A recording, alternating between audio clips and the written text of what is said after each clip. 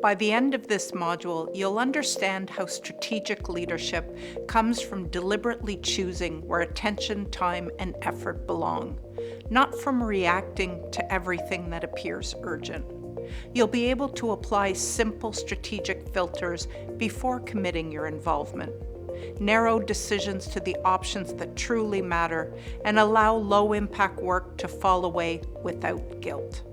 Most importantly, you will leave with a practical way to shift from default busyness to intentional focus, so your time and decisions concentrate where they create the greatest impact. That shift marks the difference between staying busy and leading intentionally. As responsibility increases, something subtle happens. Everything starts to feel important. More issues, more stakeholders, more requests, more decisions. And without realizing it, leaders begin treating all of it as equally deserving of attention. Strategic leadership begins when that pattern is challenged. Not by doing less, but by deciding what matters most. This module is about that shift, from reacting to what shows up to choosing what deserves focus, from managing what's in front of you to shaping what comes next. You've probably felt this. Your calendar fills, your inbox never clears, and every decision feels necessary. You're active all day, but strategic impact starts to flatten. This isn't a capacity problem, it's a prioritization problem. When leaders don't actively decide what matters most, urgency makes the decision for them.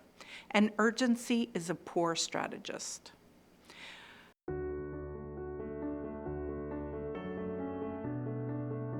I remember a time when I was involved in dozens of decisions that all felt important. I was leading a multidisciplinary team and questions were nonstop, but each response felt like it was moving work forward. What I didn't see was how little leverage most of them actually had.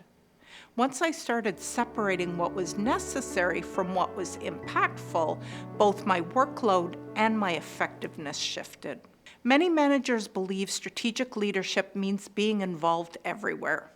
In reality, it means being involved selectively. When leaders spread their attention evenly, nothing gets the focus it actually needs. Here's the distinction I want you to hold on to. Being busy is not the same thing as being strategic. Strategy begins the moment you decide that some things deserve your attention more than others. In the next part of this module, we'll look at how leaders apply strategic filters before they act. Because once you know what you're optimizing for, decisions get easier, not harder. Strategic leaders don't make better decisions because they're smarter. They make better decisions because they filter aggressively. They don't ask, can we do this? They ask, should we? Most managers evaluate work reactively. Something shows up, it feels urgent, someone needs an answer, and the decision gets made in the moment without considering the impact, the trade-offs, or opportunity cost. That's how leaders end up busy with work that doesn't matter much. A strategic filter is not a framework. It's a question that you ask before you commit attention. It forces a pause, and that pause protects judgment. The first filter is impact. Ask, if this goes well, what actually changes? Not activity, not effort. What outcome shifts? If the answer is not much, it may not deserve strategic attention, even if it is urgent. The second filter is leverage.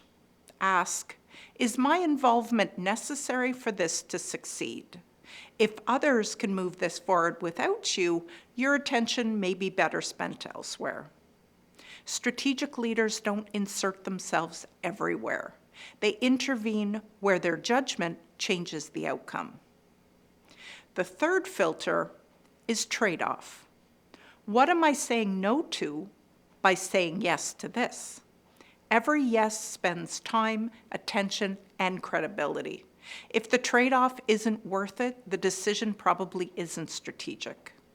So here's the key distinction. Strategic decisions are defined by what they exclude, not what they include. If nothing meaningful is being deprioritized, you're not being strategic yet. So before committing to a decision, I want you to run it through these 3 questions. What changes if this succeeds? Does this require my judgment? And what am I choosing not to do because of this? If you can't answer all 3, pause. When leaders use strategic filters, decisions get fewer, focus sharpens, and boldness becomes easier. Not because risk disappears, but because effort is concentrated where it matters. Once leaders narrow the field, something interesting happens. Decisions feel heavier, but clearer. In the next part of this module, we'll look at how leaders make fewer, bolder decisions once the noise has been filtered out. Many managers think bold decisions mean fast decisions. They don't. Bold decisions are not rushed, they're chosen. Boldness in leadership doesn't come from saying yes more often. It comes from narrowing the field until the right decision becomes obvious. When everything feels important, no decision feels bold. Leaders hesitate not because they lack courage. They hesitate because they haven't reduced the decision set enough. Too many options, too many voices, too many competing priorities. That's not complexity. That's avoidance disguised as openness.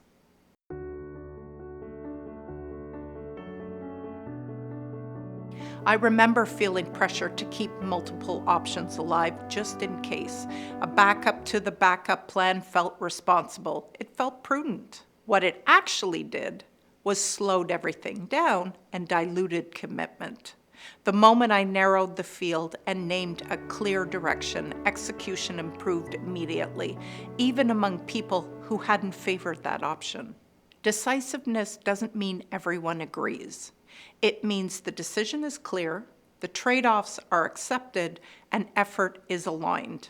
Leaders don't need universal buy-in, but they do need clarity that holds.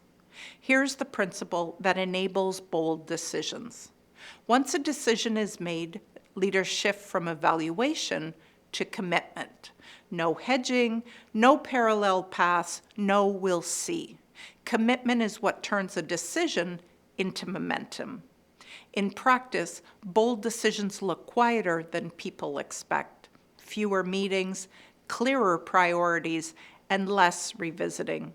The boldness shows up in consistency, not volume.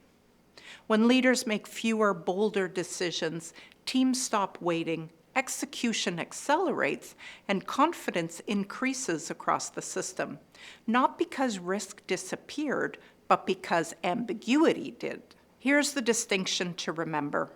Bold leadership is not about choosing perfectly, it's about choosing deliberately and committing fully. Of course, making bold decisions also requires letting some work fall away. That's often the hardest part.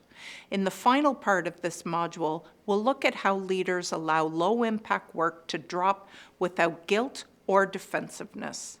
Once leaders start making fewer, bolder decisions, a new discomfort shows up. Letting things go.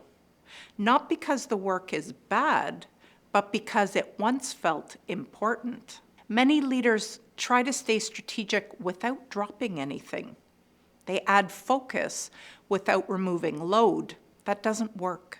Strategy requires subtraction. Letting low-impact work fall away is not neglect, it's leadership. When leaders keep work that no longer earns its place, they dilute attention from what actually matters. And the cost isn't visible right away, but it compounds.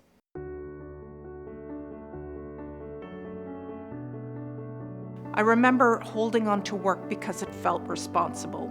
It had become routine, automatic. But I had to ask myself whether my involvement still added value or whether it should be delegated. It wasn't high impact anymore, but it was familiar. Once I stopped doing it, nothing broke. What changed was my capacity to focus on decisions that actually moved the organization. Leaders often keep low-impact work because of emotion, habit, loyalty, fear of disappointing someone. None of those are strategic reasons. Here's the principle to hold on to. If work doesn't meaningfully advance your priorities, it doesn't deserve ongoing attention. In practice, letting work fall away looks like stopping meetings that exist out of habit, exiting decisions that no longer require your judgment, delegating work without hovering, and allowing some initiatives to sunset quietly. No announcement, no justification, just a deliberate shift of attention. When leaders allow low-impact work to fall away, calendars open up, decision quality improves, and strategic thinking becomes possible again. Not because leaders are doing less, but because they're doing what matters. Let's do a leadership check-in. When you feel reluctant to let something go, ask yourself, if I weren't already doing this, would I start it today? If the answer is no, it's a candidate for release. Strategy is not about carrying everything forward. It's about deciding what earns continued investment. Leaders who refuse to let go eventually lose the ability to choose. In the wrap-up for this module, we'll pull these pieces together. How strategic thinking shows up in daily decisions, how focus replaces busyness, and how leaders reclaim leverage by choosing deliberately. In this module, we didn't talk about thinking harder or planning further ahead. We talked about deciding deliberately and letting strategy guide where attention actually goes. That's a very different kind of leadership. The habit we retired here was familiar and deeply ingrained, treating every issue, request, and decision as equally important. That habit feels responsible. It quietly drains impact. That's why we replace that habit with this operating rule. I allocate attention and effort based on strategic impact, not urgency. Your stop doing commitment. I want you to choose one recurring meeting, task, or decision this week that you normally continue by default. Commit to pausing it, delegating it, or stepping out unless it clearly passes your strategic filters. That rule does important work. It protects focus, it sharpens judgment, and it makes decisiveness possible without recklessness. We started by naming why everything starts to feel important as responsibility increases. Then we introduced strategic filters, questions that decide what earns attention before action. We looked at why fewer, bolder decisions actually reduce risk instead of increasing it. And finally, we addressed what it takes to let low-impact work fall away without guilt or defensiveness. Strategic leadership doesn't feel like doing more. It feels like choosing.